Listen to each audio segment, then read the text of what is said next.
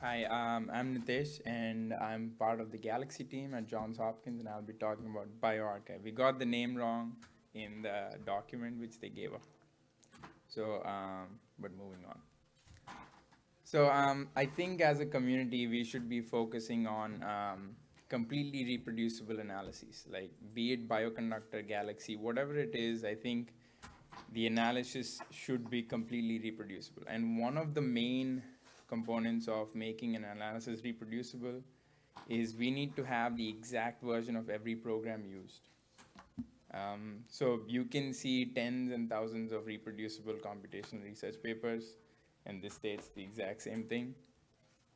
So Bioconductor is highly used in the world of bioinformatics, but they have an issue, right? Like they only give out the most recent version of any tool, and that is it. You cannot go back. You would have to download their subversion repository, revert back each time to get your exact version. And this is not possible for everyone. For an end user, like this is almost impossible. So what is BioArchive? So we built a repository of all the versions of Bioconductor packages, and they can be obtained from this link, bioarchive.galaxyproject.org. So there's a nice UI for it. You can see that all the packages are listed on the left-hand side of the screen, and every available version is listed too. You can get the URL from where you can download each package. You can also get dependency information at the bottom, and there's a lot more information if you scroll down the page, right?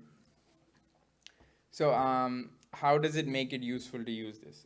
So you can just use the standard install packages function now instead of using BioC Lite. You just give it the link, you specify the method of download, and you can get any package version you want. Right, so I ran a dummy installation for BioBase 2.29, and you can see that it shows up in your session info. How does this help Galaxy? So if you see Bioconductor, if you're downloading packages just from Bioconductor, not all versions are available to your Galaxy tool. But if you use BioArchive, this Galaxy tool can see any version of a Bioconductor package which doesn't break your tool, essentially.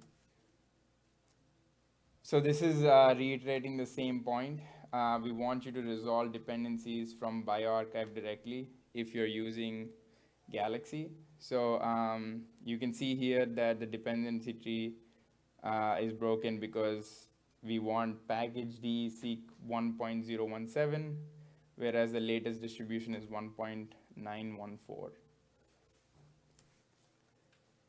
This helps both people working in Bioconductor exclusively. So if you have a script written in a previous version, you can still use BioArchive, get the specific version and install it.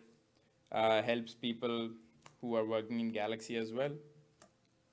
So future work, we want to improve dependency management, trace back the dependency tree, get all the installations working perfectly.